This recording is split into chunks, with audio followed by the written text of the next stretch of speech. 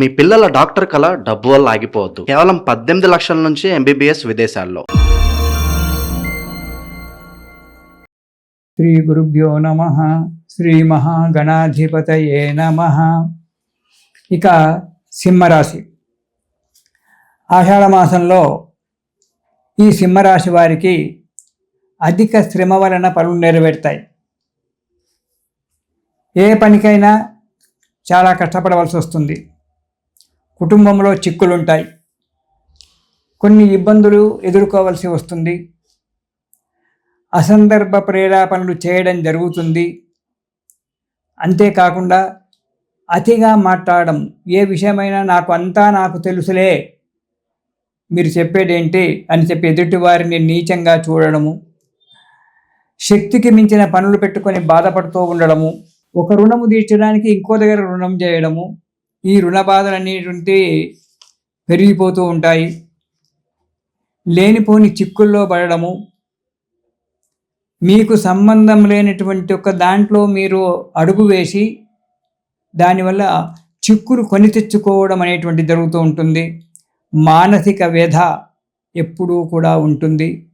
Police కేసులు, court కేసులు, లేనిపోని కేసులలో మీకు సంబంధం లేనటువంటి ఒక కేసులో చిక్కుకొని ఇటు పోలీసుల వల్ల ఇటు వేరే అధికారుల వల్ల చిక్కులు తెచ్చుకోవడము, ఉద్యోగ భంగం కావడము, లేదా అధికమైనటువంటి దాన్ని మోసపోవడము జరగడానికి చాలా ఆస్కారం కనబడుతుంది ఈ నెలలో సింహరాశి వారికి. కాబట్టి చాలా జాగ్రత్తగా ఉండడం చాలా మంచిది. ఇక మొదటి వారం కనుక చూసుకున్నట్టయితే ఎప్పుడూ విచారంగా ఉండడం, ఏదో పొడగొట్టుకున్నట్టుగా ఎప్పుడూ విచారంగా ఓ మూలన కూర్చొని ఉండడము, చేసే పని కూడా సక్రమంగా చేయకపోవడము, తరచూ అనారోగ్యం పాలవడము, ప్రతి పనికి ఆటంకాలు ఏర్పడము, ఆ ఆటంకాలు తొందరగా తేలకపోవడము జరుగుతుంది. వృత్తి వ్యాపారాలలో ధన నష్టం రావడము, 10 మంది చేత చీవాట్లు తినడము, ఇటు ఆర్థిక పరిస్థితి కొంతవరకు మందగించడం అనేటువంటిది కూడా జరుగుతుంది సింహరాశి వారికి. ఇక రెండవ వారంలో వృత్తి వ్యాపారాలలో కొద్దిగా లాభసాటిగానే ఉంటుంది, కానీ డబ్బు ఖర్చు ఎక్కువగా ఉంటుంది. చాలా జాగ్రత్తగా ఖర్చు పెట్టే విషయంలో చాలా జాగ్రత్తగా ఉండాలి. స్థాన చలనము, ఉద్యోగస్తులకు స్థాన చలనం జరగవచ్చు, లేదా ఎవరైనా రెంటుకున్నట్టయితే ఆ ఇంట్లో నుంచి యజమాని గెంటి వేస్తే ఇంకో ఇంటికి పరిగెత్తడానికి ప్రయత్నం చేయొచ్చు. ఇలాంటి అన్ని స్థాన చలనాలు కలగడానికి ఆస్కారం ఉంది.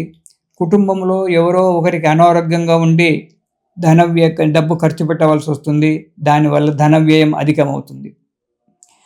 ఇక మూడవ వారం కనుక చూసుకున్నట్టయితే ఎక్కువగా ప్రయాణాలు చేయడం, అధికంగా ప్రయాణాలు చేయడము, ఆ ప్రయాణాలలో ప్రమాదాలు జరగడము అనేటువంటిది ఉంది. కాబట్టి చాలా జాగ్రత్తగా ప్రయాణాలు చేయండి.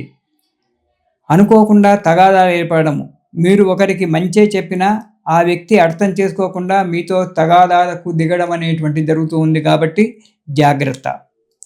ఇక శక్తికి మించిన పనులు పెట్టుకొని ఇటు డబ్బు ఖర్చు పెట్టుకోవడము, డబ్బు నష్టపోవడము, అటు పని సక్రమంగా నెరవేరకపోవడము, ఉభయత్ర 2 దిక్కులా కూడా మీకు ఇబ్బంది ఏర్పడడం అనేటువంటి జరుగుతూ ఉంది. కాబట్టి శక్తికి మించిన పనులు పెట్టుకొని ఇబ్బందికరంగా చేసుకోకండి. ఇక 4వ వారం కనుక చూసుకున్నట్టయితే కొన్ని సమస్యలు మాత్రము కొందరి వల్ల పరిష్కారం కావడానికి ఆస్కారం ఉంది. కుటుంబంలో కొంతవరకు సుఖశాంతులు దొరుకుతూ ఉంటాయి. వ్యాపారంలో, వృత్తిలో కూడా కొంచెం నిలకడగా ఉంటుంది 4వ వారంలో. కానీ మీరు అసందర్భ ప్రేరేపణలు, దుర్మార్గుల చేత స్నేహితం చేసి లేనిపోని అలవాట్లు చేసుకోవడము, దానివల్ల ఇటు బంధువులలో, కుటుంబంలో, మిత్రులలో అందరి చేత కూడా చీవాట్లు తినడము అనేటువంటిది జరుగుతూ ఉంటుంది. కాబట్టి చాలా జాగ్రత్తగా మీరు వ్యవహరించడం అనేటువంటిది సింహరాశి వారి ఈ నెలలో చేసుకోవాలి.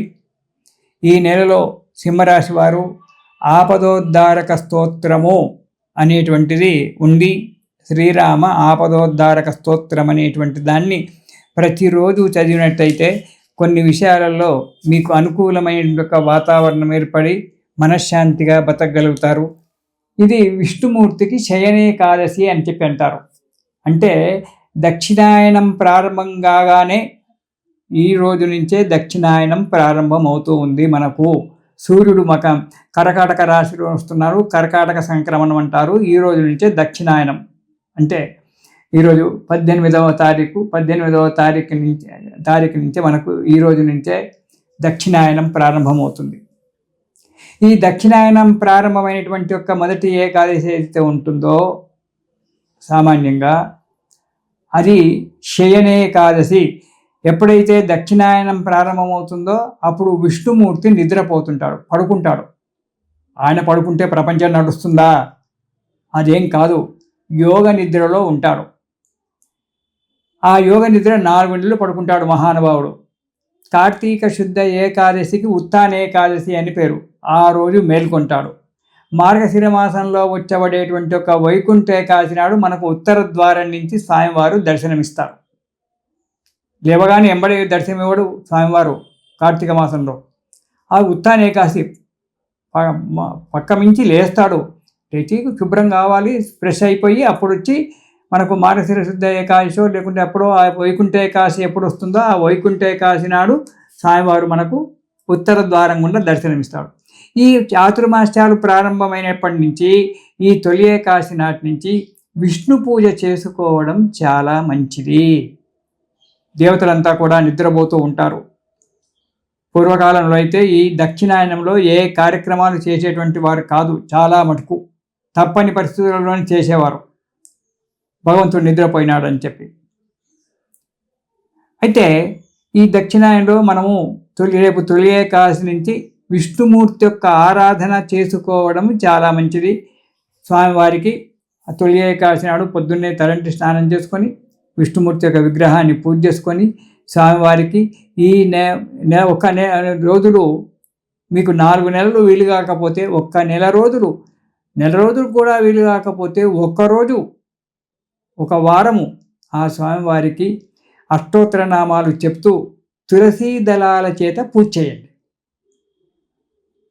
ఎప్పుడైతే మనం స్వామివారు సేవించినారో తులసీ దళాల చేత గనక మనం స్వామివారికి విష్ణుమూర్తికి గనక మనం సేవ చేసుకున్నట్టయితే కార్యక్రమాలన్నీ కూడా మనకు నెరవేరుతాయి.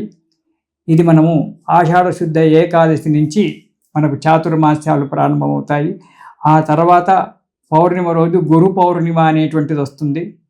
ఆ రోజు వ్యాస భగవానుడు పుట్టినరోజని కొందరంటారు, భారతం రాసిన రోజని కొందరంటారు. ఏది ఏమైనా ఆ రోజు స్వామివారికి ఆ వ్యాసమూర్తికి మనము పూజ చేసుకోవాలి. అన్నిటికంటే ముఖ్యమైనటువంటిది మన తెలంగాణలో పండుగ ఆషాఢ మాసంలో అందరికీ తెలుసు, బోనాల పండుగ. అంటే అమ్మవారు ఈ ఆషాఢ మాసంలో భూమి మీద తిరుగుతూ ఉంటుందట. ఆషాఢస్య ప్రథమ దివసే అని చెప్తుంటారు. భూమి మీద తిరుగుతూ ఉంటుంది కాబట్టి ఈమెకు ఈ ఆషాఢ మాసంలో భూమి అంతా కూడా పులకరించి ఉంటుంది. కాబట్టి ఆషాఢ మాసంలో అమ్మవారికి బోనము అంటే నైవేద్యం పెట్టడం అనేటువంటిది జరగాలి. ఆమె సంతోషపడుతుంది. భూమి మీదకి వచ్చింది కాబట్టి అమ్మవారు ఆమెకు ఈ ఆదివారము గురువారము ప్రతివారము ఎవరెవరి యొక్క సాంప్రదాయాలను బట్టి ఆ రోజు అమ్మవారికి పాయసాన్నము నైవేద్యం పెట్టి ఆమెను తృప్తిపరిచినట్టయితే సంవత్సరం అంతా కూడా మనం సుఖంగా ఉంటామని చెప్పి మన తెలంగాణలో ఉన్నటువంటి ఒక ముఖ్యమైనటువంటి ఒక ఆచారము. చాలా పెద్ద పండుగ ఇది, అమ్మవారి యొక్క పండుగ మన తెలంగాణ రాష్ట్రంలో. కాబట్టి అమ్మవారికి ఈ ఆషాఢ మాసంలో బోనం చేసి సంతోషంగా హాయిగా అమ్మవారి యొక్క కృప వల్ల సుఖంగా ఉందాము.